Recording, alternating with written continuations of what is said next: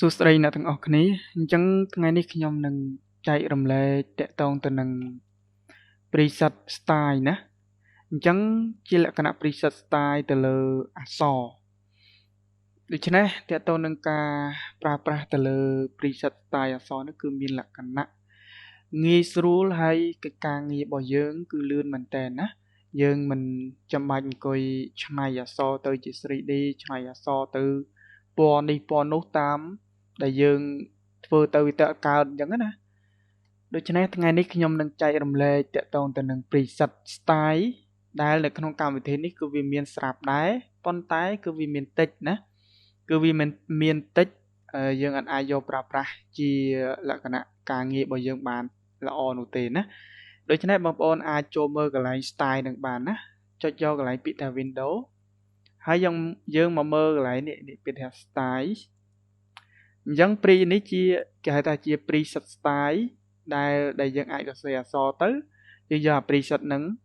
ណែមកដាក់បានប៉ុន្តែវាតិចពេកណាវាអត់ច្រើនទេអញ្ចឹងយើងអាចសរសេរហើយយើងដាក់ preset វាមើលអូខេខ្ញុំដាក់ថាកម្ពុជាអញ្ចឹងតកតនឹងអក្សរបើវាសរសេរទៅវាចាញ់ជើងអញ្ចឹងទី1វាអាចកតាមកពីកន្លែងនេះអញ្ចឹងបើកុំព្យូទ័របងប្អូនមកលើអញ្ចេះសូមបងប្អូនចុចកន្លែង middle នេះមកប៉ុន្តែបើករណីចុចហើយវាអត់ចាញ់ទេវានៅតែលក្ខណៈជើងនឹងវាមិនត្រូវទៀតតើយើងធ្វើដោយរបៀបណាអញ្ចឹងនៅមានវិធីសាស្ត្រមួយទៀតណាបើសិនយើងដាក់អញ្ចឹងហើយនៅតែជើងមិនដើរនៅតែមិនចេញយើងអាចប្រើប្រាស់តាមវិធីសាស្ត្រមួយទៀតអូខេយើងចុច select វាហើយយើងចុចកន្លែងនេះណាកន្លែងហ្នឹងមកគឺវាសូកន្លែង character ណាអញ្ចឹងបងប្អូនអាចចូលមើលកន្លែង window មកពាក្យថា character គឺវាមានហើយណានេះណា character ហើយបងប្អូនមកចុចកន្លែងពាក្យនេះណាពាក្យថា free ណាចុចពាក្យថា free ទៅវានឹង load ចេញជើងឲ្យយើងហើយណាចុចបាញ់ចឹងមកឃើញណាវានឹង load ឲ្យអក្សររបស់យើងស្គាល់ជើងស្គាល់អីវិញបានហ្នឹងណាអញ្ចឹងចុចកន្លែងហ្នឹងមកអូខេអញ្ចឹងបើយើងដាក់ style ហ្នឹងនេះ style របស់គេគឺវាមានលក្ខណៈតិចណាគឺវាស្អាតដែរគាត់តែវាតិចហ្នឹងហើយអញ្ចឹងថ្ងៃនេះខ្ញុំនឹងចែករំលែកតាក់ទងទៅនឹងគេហៅថា preset style បែបនេះជូនបងប្អូនហើយជាច្រើនណាស់ចាំមើលខ្ញុំទៅតាក់ទងនឹង load វាយកមកតើវាមានប្រមាណអញ្ចឹងណាអូខេឥឡូវយើងទៅធ្វើការទាញយក preset នឹងមកប្រើដូចគ្នាដូច្នេះបន្តអំពីយើងបើកកម្មវិធីហើយយើងសរសេរអក្សរអីអញ្ចឹងហើយសូមបងប្អូនអក្សរយើងសរសេរហើយក៏បានមិនតន់សរសេរក៏បានអត់ជាបញ្ហាទេណាគ្រាន់តែនេះខ្ញុំសេឧទាហរណ៍បន្តិចសិនអញ្ចឹងបន្តអំពីបានបើកមកចូលកន្លែង style ណាចូលកន្លែង style អញ្ចឹងហើយចុចកន្លែង tray ខាងលើនេះណា tray នេះអញ្ចឹងមកវាឲ្យពាក្យថា load style ណា load style ចុចវាអញ្ចឹងមកនេះគឺតើតើនឹង style pack របស់ខ្ញុំអញ្ចឹងគឺខ្ញុំមានច្រើនណាមាន 3000 1000 2000 3000មានច្រើនមែនតើណាប៉ុន្តែខ្ញុំចែករំលែកជូនបងប្អូន1000 style នេះចុះណាខ្ញុំចែករំលែក free ជូនបងប្អូនអញ្ចឹងបងប្អូនអាចទៅ download free នៅក្នុង description របស់ខ្ញុំនៅក្រោមវីដេអូនឹងបានណាអូខេអញ្ចឹងយើងធ្វើការដំឡើងគ្រាន់តែយើងបើកមើលយើងចុចលើវាអញ្ចឹងមកយកពាក្យថា load ទៅ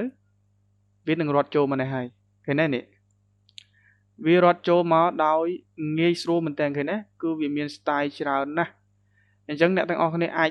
ជ្រើសរើសមើលអាចប្រើប្រាស់ទៅតាមតម្រូវការរបស់យើងបានណាយើងត្រូវការមួយណាយើងចុចលើវាអញ្ចឹងទៅគឺវានឹងផ្លាស់ប្ដូរយើងឃើញទេឃើញវាស្អាតទេនេះឃើញទេគឺវាងាយស្រួលមែនតើយើងមិនចាំបាច់អង្គុយឈឺក្បាលក្នុងការធ្វើអក្សរ style មិនមកដែលយើងមិនចំណាប់ក្នុងការ style នោះយើងប្រើជាលក្ខណៈ preset អញ្ចឹងទៅក៏បានដែរណាអញ្ចឹងវាមានភាពងាយស្រួលហើយលឿនការងាររបស់យើងណាអញ្ចឹងយើងជ្រើសរើសទៅឲ្យវាស៊ីទៅនឹងកិច្ចការងាររបស់យើងណាយើងទៅលើមួយណា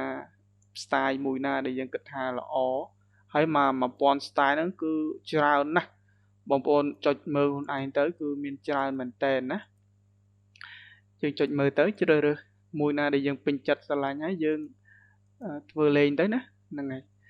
អញ្ចឹងនេះជាលក្ខណៈពិសេស style អក្សរដែល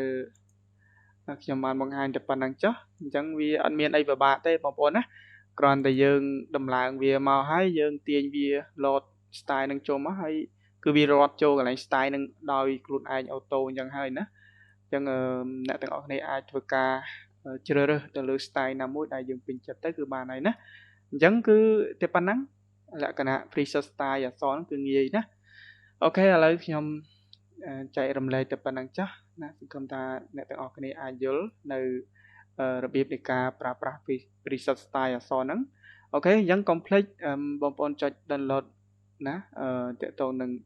preset style នៅក្នុង description វីដេអូរបស់ខ្ញុំនឹងដាក់ហ្នឹងហើយ free ជូនបងប្អូនចំនួន 1000 style ហ្នឹង